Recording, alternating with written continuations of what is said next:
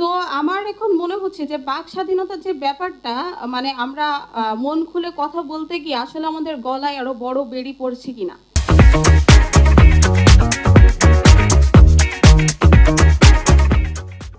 বাংলাদেশে দেখা যাচ্ছে যে মানবাধিকারের যে ব্যাপারটা সেটা খুব একটা ভেগ একটা অবস্থার ভিতরে আছে। আমরা প্রচুর পরিমাণে দেখতে পাচ্ছি, বিশেষ করে 5ই আগস্টের পরে নানান জায়গাতে মব যে জাস্টিসগুলো এগুলো খুব পরিমাণে বেড়ে গিয়েছে। তো মানবাধিকারের যে ব্যাপারটা 5ই আগস্টের পরে একটা অন্যতম মূল মন্ত্র বা আমাদের রাস্তায় ছাপিয়ে পড়ার অন্যতম একটা মূল মন্ত্র ছিল যে যাতে আমরা আমাদের বাক স্বাধীনতাটা ফিরে পাই, যে জিনিসটার অভাব আমরা পূর্ববর্তীতে বোধ করেছি।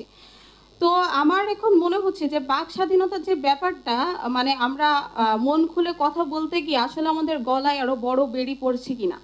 কারণ এখন দেখা যাচ্ছে যে আগে হয়তো বা শুধুমাত্র সরকার বিরোধী কথা বললে আমাকে ধরা হচ্ছিল, এখন দেখা যাচ্ছে আমার যে কোনো কথাকেই ধরে কোনো একটা পার্টি হয়তো বা মব উস্কে দিচ্ছে।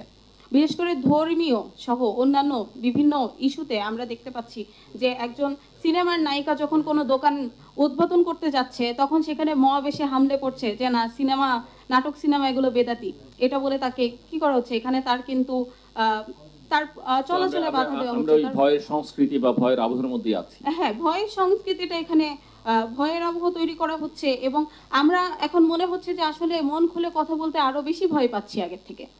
তো এই জিনিসগুলো এখন 5ই আগস্টের পরে এই পর্যন্ত আমরা অনেকদিন ধরে ধৈর্য ধরেছি যে হ্যাঁ একটা সরকার পতন হয়েছে, কিছুদিন অস্বাভাবিক অবস্থা বিরাজ করবে, হয়তোবা সামনে ঠিক হবে, কিন্তু ঠিক হতে আর কতদিন। আমরা প্রায় 5 মাসের মতো দেখে ফেলেছি, 5-6 মাসের মতো দেখে ফেলেছি।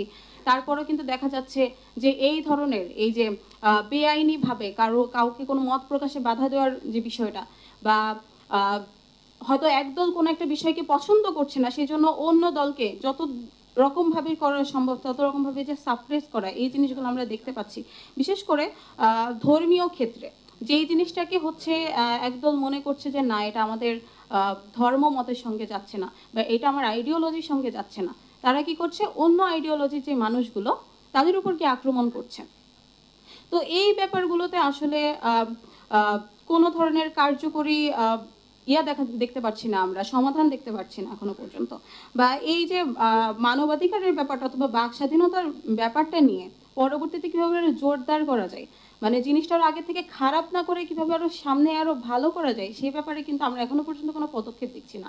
5-6 মাস হয়ে যাওয়ার পরে আমার মনে হয় এই বিষয়গুলো সম্পর্কে আরো বেশি জোরদার কোনো আসা দরকার ছিল, মানে জোরদার কোনো কথা আসা দরকার ছিল আমাদের বর্তমান যে অন্তর্বর্তীকালীন সরকারের তরফ থেকে। এবং এটা নিয়ে আমার মনে হয় সংবিধানের ভিতরেও কিছু পরিবর্তন আনার প্রয়োজন, যাতে করে মত প্রকাশের যে স্বাধীনতা আমরা আবার আনতে চলেছি সেইটা যাতে আমাদেরকে উল্টা আবার ব্যাকফায়ার করে আমাদের গলা না টিপে ধরে।